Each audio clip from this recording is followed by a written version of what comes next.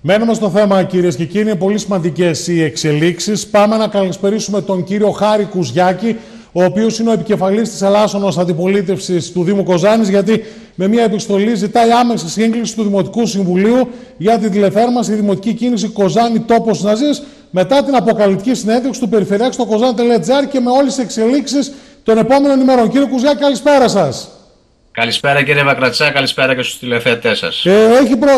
Υπάρχει έντονος προβληματισμός στους φορείς, στον Δήμαρχο Κοζάνης, στον Δήμαρχο των Ροδέας, τον κύριο Πλακετά, και στον Δήμαρχο Μητέο τον Γιάννη Τολιάση, όλη αυτή την περίοδο, αλλά φυσικά και με όσα υπόθηκαν χθες από τον Γιώργο τον Αμπανατίδη, ο οποίος μιλώντας στο Κοζάνη.gr και στον Άρη τον Σαμαρά, μίλησε ότι ακόμη μέχρι στιγμής δεν είναι τίποτα εξασφαλισμένο για την τηλεθέρμανση. Και υπάρχει μεγάλη ανησυχία. Σε λίγες μέρες θα περιμένουμε να ανάψουν οι τηλεθερμάσεις στην Κοζάνη και στην Πτολεμαΐδα και στο Αμίντο. Και βλέπουμε σήμερα με μια επιστολή σας, ζητάτε άμεση σύγκληση του Δημοτικού Συμβουλίου. Πάμε να δούμε τις εξελίξεις τώρα, κύριε Βακρατσά. Οι εξελίξεις είναι ραγδαίες. Ναι. Ήταν όντως αποκαλυπτικότατη η συνέντευξη του κ. Αμανατίδη χθες στο Κοζάν.gr.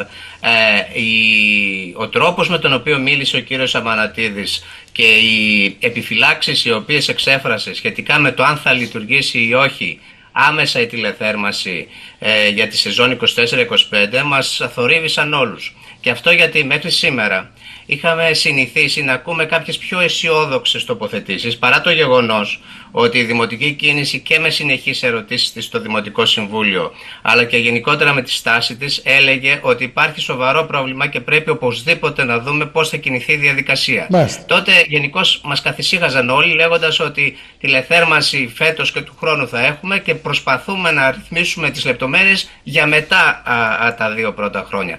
Αυτό τελικά δεν συνέβη. Είδαμε ανταυτού μια απόφαση, μια τακτική μάλλον, όχι απόφαση της ΔΕΗ, στη διαπραγμάτευση, η οποία μας εξέπληξε όλους. Ήταν ουσιαστικά μια εκβιαστική κίνηση, σύμφωνα με την οποία λέει ξεκάθαρα ή υπογράφετε αυτό που σας φέρνουμε ή δεν θα έχετε τηλεθέρμανση από μεθαύριο που κανονικά πρέπει να ξεκινήσουν οι εργασίες. Όπως όλοι γνωρίζουμε, η τηλεθέρμανση σαν εργασίες έχουν ήδη ξεκινήσει. Πρέπει να ξεκινήσει η προθέρμανση του δικτύου, πρέπει να γεμίσει το δίκτυο και στη συνέχεια μετά τις 15 Οκτωβρίου να μπορεί να δώσει κανονική θέρμανση σε όλη την πόλη, όπως συμβαίνει κάθε χρόνο. Αυτό τίθεται ένα αμφιβόλο και γι' αυτό ζητήσαμε τη σύγκληση του Δημοτικού Συμβουλίου. Το Δημοτικό Συμβούλιο πρέπει να ενημερωθεί πρώτον για τη διαδικασία αυτή της διαπραγμάτευσης μέχρι σήμερα. Στη συνέχεια να ακούσει τις θέσεις και του κύριου Κοκαλιάρη του Δημάρχου και του κύριου Αμανατίδη του Περιφερειάρχη, που ουσιαστικά διεξάγει αυτή τη διαπραγμάτευση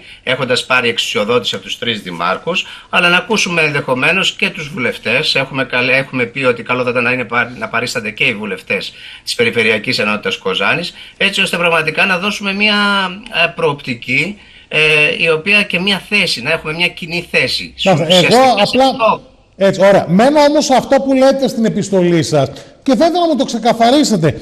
Γιατί είναι τακτική εχώρηση αρμοδιότητας διαπραγμάτευσης εκ μέρους των άμεσα διαφορεμένων Δήμων, Κοζάνη, Πτολεμαΐδα, Αμίντο, στον Περιφερειάρχη έχει καυτηριαστεί από τη δημοτική κίνηση ως άστοχη. Είναι ο Περιφερειάρχης της Δυτικής Μακεδονίας. Είναι πιο μεγαλύτερη θέση του Περιφερειάρχη, του Περιφερειάρχη από έναν Δήμαρχο. Και σίγουρα έχει και μεγαλύτερη έτσι. Ακούγεται και πιο εύκολα στην κυβέρνηση ο κύριος Περιφερειάρχης. Γιατί εσείς το καυτηριάζετε αυτό? Παράδειγμα, γιατί ανέλαβε ο κύριος Αμανατίδης, εντάξει, η θέση του Περιφερειάρχη είναι Περιφερειάρχης. Δεν τίθεται θέμα για το ποιανού η θέση είναι πιο ψηλά. Ναι. Στην παρούσα διαπραγμάτευση τίθεται θέμα για το ποιος έχει αρμοδιότητα. Ναι. Η αρμοδιότητα της λειτουργίας της τηλεθέρμανσης όλα τα χρόνια, από τη στιγμή που ιδρύθηκε η τηλεθέρμανση και εγκαταστάθηκε, ανήκει στους Δήμους και στις αντίστοιχες δημοτικές επιχειρήσεις. Δεν ανήκει στην περιφέρεια, κύριε Βακρατσά. Ναι, αλλά το να έχεις μια συνδρομή όμως, το να έχεις όμως, κύριε Κουζιάκη, μισό λεπτάκι να ολοκληρώσω για να καταλάβω τι θέλω να πω. Το να έχεις όμως τη συνδρομή του Περιφερειάρχη ενός παράδειγμα είναι πολύ σημαντικό σε μια τέτοια προσπάθεια. Αυτό λέω. Δεν θεωρούμε ότι η συνδρομή του Περιφερειάρχη έκανε κακό. Απλά θεωρούμε ότι όταν μπαίνουμε σε μια τέτοια διαδικασία φτάνουμε στο σημείο 0 όπου θα πρέπει να γυρίσουμε το κουμπί και να ανάψει η τηλεθέρμαση, και αυτή τη στιγμή έχουμε μια διαπραγμάτευση που είναι στο κενό. Είχαμε πει από την αρχή ότι οι διαπραγματεύσεις είναι καλό να γίνονται από τους Δήμους. Ναι. Το θέσαμε αυτό το ερώτημα και στον κύριο Κοκαλιάρη. Ο κύριος Κοκαλιάρης επέμεινε, και οι άλλοι δήμαρχοι, ότι είναι πιο πρακτικό να γίνεται από έναν άνθρωπο η διαπραγμάτευση, στην προκειμένη περίπτωση από τον κύριο Αμανατίδη. Εμείς δεν θα κρίνουμε σε αυτή τη στιγμή το αν έγινε σωστή διαπραγμάτευση ή λάθος διαπραγμάτευση. Εμείς αυτή τη στιγμή ουσιαστικά λέμε ότι θα πρέπει όλοι να ενημερωθούμε και να μπούμε σε μια διαδικασία συστράτευσης. Ναι. Δηλαδή, εμείς θέτουμε ουσιαστικά και τις δυνάμεις στο Δημοτικό Συμβούλιο της Δημοτικής Κίνησης, αλλά και τις κοινωνικές συμμαχίες που υπάρχουν, έτσι ώστε πραγματικά να κινηθούμε σε μια κοινή κατεύθυνση. Αυτή την κοινή κατεύθυνση όμως πρέπει να τη γνωρίζουμε. Μέχρι τώρα οι διαπραγματεύσεις γίνονται χωρίς εγκρυπτό πραγματικά. Δεν γνωρίζουμε τίποτα σαν Δημοτικό Συμβούλιο, και ήρθε για κάποιους σαν κεραυνός εν αιθρία χθες η ανακοίνωση του κυρίου Αμανατίδη για το τι θέλει η ΔΕΗ. Εμείς δεν ξαφνιαστήκαμε, γιατί έχουμε από καιρό επισημάνει ότι η ΔΕΗ πλέον έχει μια άκρως επιθετική και προκλητική, να τη χαρακτήριζα, στάση. Για ποιο λόγο όμως να υπάρχει αυτή η επιθετική στάση της ΔΕΗ στην περιοχή που δεν υπήρχε τα προηγούμενα χρόνια? Φταίει το πολιτικό προσωπικό της περιοχής που δεν αλλάζει την εικόνα? Για ποιο λόγο να υπάρχει αυτή η στάση? Θα έλεγα ότι φταίει το γεγονός ότι η ΔΕΗ πλέον έχει μπει σε μια κατάσταση διαφορετική όσον αφορά τη λειτουργία της. Έχει μπει σε ένα ανταγωνιστικό περιβάλλον, δεν είναι το μονοπόλιο που κάποτε ήταν. Έχει μπει σε ένα περιβάλλον άκρος ανταγωνιστικό, επιχειρηματικά εννοώ.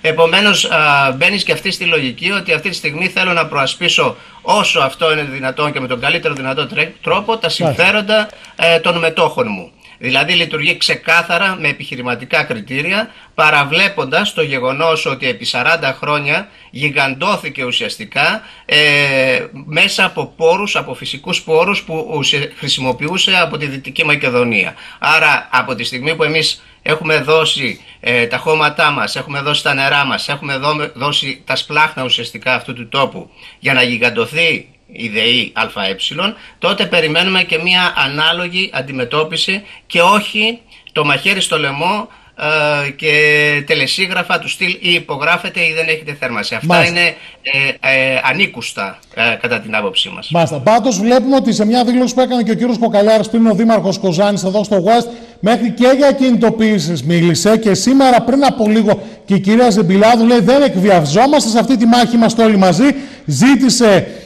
Ζητήσαμε να υπάρξει άμεσα σύσκεψη των επικεφαλής όλων των περιφερειακών παρατάξεων.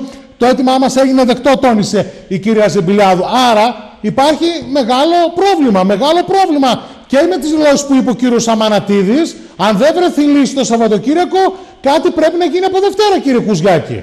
Εγώ αυτό για το οποίο θα ήθελα να επισημάνω ότι μας ανησυχεί ιδιαίτερα είναι το γεγονός ότι μέσω των δηλώσεων κυρίως του κυρίου Αμανατίδη αλλά και των δημάρχων είχαν μπει όλοι οι παράγοντες σε έναν ηφησυχασμό.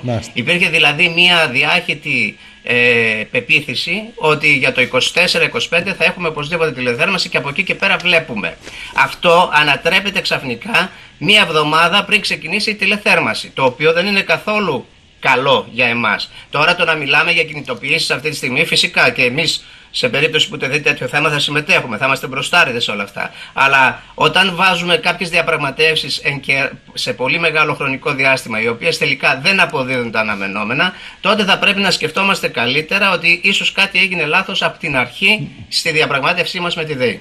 Πάντως, διαβάζοντας σήμερα ένα δημοσίευμα στο kozan.gr, Χήτρα Ειδίστρων, θα αντιδράσουν στο πιεστικό εκβιαστικό δίλημμα οι δύο βουλευτές της κυβέρνησης, ο κύριος Μιχάλης Παπαδόπουλος και ο κύριος Στάθης Κωνσταντινίδης, και της Φλόρινας παράδειγμα για το αμύντιο είναι ο κύριος Παπασωτηρίου.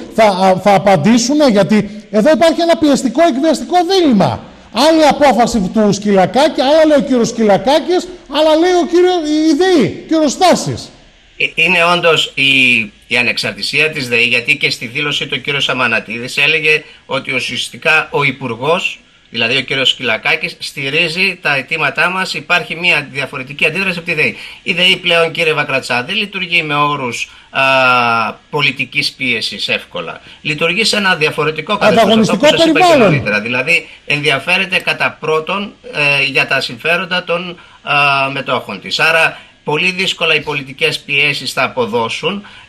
Ευχής έργων είναι να αποδώσουν, γιατί πραγματικά θα πρέπει να ξεκαθαρίσει η κατάσταση και να ξεκαθαρίσει μια και καλή. Δεν είμαστε πέτες, κύριε Βακρατσά, απέναντι στη ΔΕΗ. Δεν μπορούν να μας φέρονται με αυτόν τον τρόπο. Δεν μπορούν να μας λένε ότι από τη μια μέρα στην άλλη 100.000 άνθρωποι σε όλη τη Δυτική Μακεδονία, Αμίντεο, Πτολεμαΐδα και Κοζάνη, δεν θα έχουν θέρμανση σε ένα χειμώνα πολύ δύσκολο. Όλη αυτή η στάση πραγματικά ενοχλεί και σίγουρα θα πρέπει να ληφθεί μία μέριμνα, έτσι ώστε να αμβληθεί αυτό το κλίμα προς όφελος φυσικά των πολιτών της Δυτικής Μακεδονίας. Τώρα το τι θα πράξουν οι βουλευτές δεν μπορώ να το γνωρίζω και δεν μπορώ να μιλήσω εκ μέρους τους.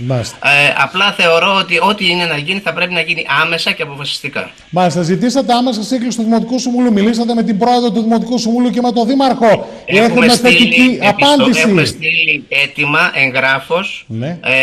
Αμέσως μόλις βγάλαμε την ανακοίνωση, πριν βγάλουμε την ανακοίνωση, στείλαμε έτοιμα εγγράφος, πρωτοκολλήθηκε, με το οποίο ζητάμε ξεκάθαρα άμεση σύγκληση ως κατεπήγον του Δημοτικού Συμβουλίου με μοναδικό θέμα, το θέμα της τηλεθέρμανσης, στο οποίο θα πρέπει να ενημερωθεί όλο το Δημοτικό Συμβούλιο ως καθήλυνα αρμόδιο για ένα τόσο σοβαρό θέμα που τρέχει αυτή τη στιγμή, να ενημερωθεί και από τον Δήμαρχο και από τον Περιφερειάρχη και να πάρουμε όλη θέση σχετικά με το τι μέλη γενέστε από εδώ και πέρα. Μάλιστα. Κλείνοντας, υπάρχουν ευθύνες για το ότι φτάσαν μέχρι στιγμή στο και 5, στο παραπέντε, στο και 5, όπως θέλει το παίρνει κανείς.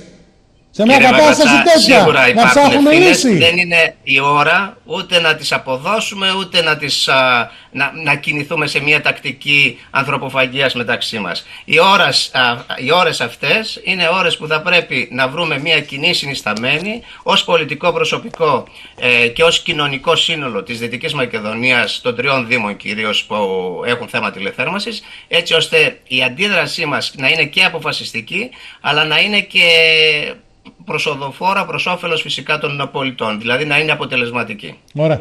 Σας ευχαριστώ θερμά. Παρακολουθούμε τις εξελίξεις και αν ξαναχρειαστεί θα ξανασυνδεθούμε τις επόμενες μέρες για να μεταδοθεί και η άποψή σας, κύριε Κουζιάκη. Να είστε καλά, σας ευχαριστώ. Να είστε καλά, καλή συνέχεια.